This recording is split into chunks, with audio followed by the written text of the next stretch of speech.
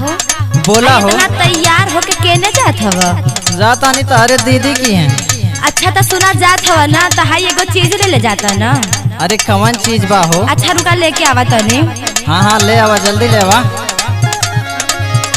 आई है देखा बाल लेके चल जा। बाकी जाई कैसे हो? अच्छा रुका यहू के उपाय लगाओ तनी। हाय ठीक बानू? ठीक तो बा, बाकी एमा जाई कैसे सुना? काहे हो सुनावा? आज मोट बा सामान नहीं में अटी पाई। का हो? आज मोट बा सामान नहीं में अटी पाई। आ देखा हमार सुनो काहे ना अटे। धीरे धीरे डाला राजा भले फट जाए, धीरे धीरे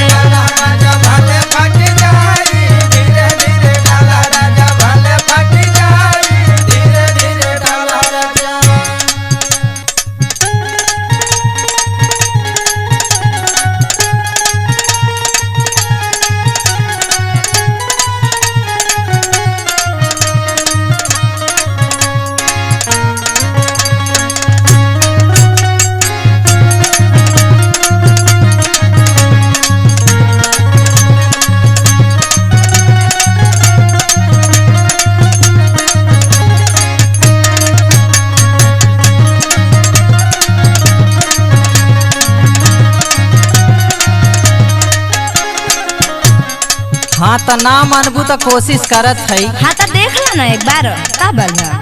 छोट बावे मुँह कर पातर बथैली।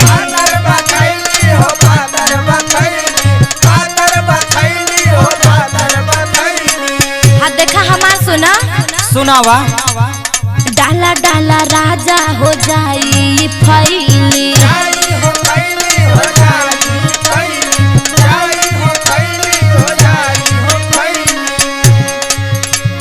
छोट बावे मुँह कर पातर बथैली। डाला डाला राजा हो जाई फैली।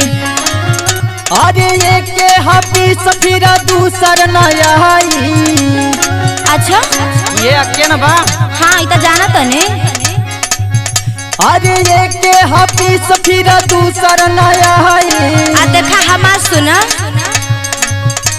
अरे धीरे धीरे धीरे धीरे डाला राजा भले फटी जाए, धीरे धीरे डाला राजा भले फटी जाए, धीरे धीरे डाला राजा भले फटी जाए, धीरे धीरे डाला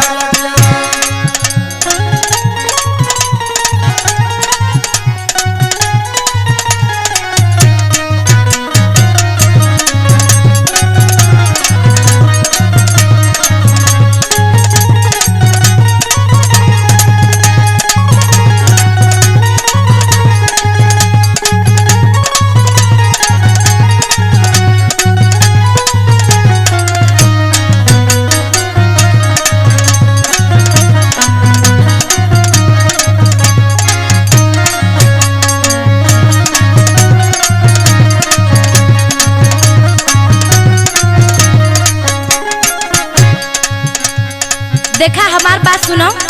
सुनावा। महनोज आदित पिया जानी फुसलाए।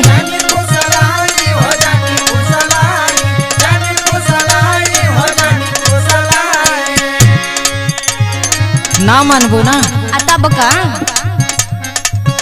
आज मनबू ना बहतरानी डाली हूँ मचाए।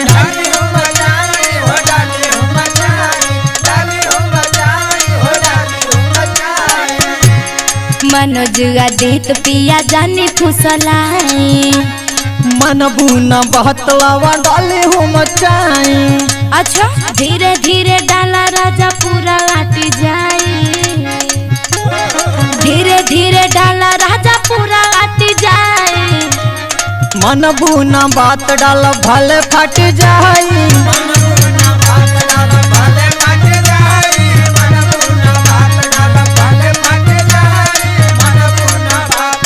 धीरे धीरे डाला राजा भले फट जाई। मनबू न बात रानी डालब हूँ मचाई। धीरे धीरे डाला राजा भले फट जाई। मनबू न बात डाल भले फट जाई। अच्छा तो ठीक बात दूसर लेके आवा तने। ठीक बा डालत है, सम्हारा गिरे के ना चाहिए।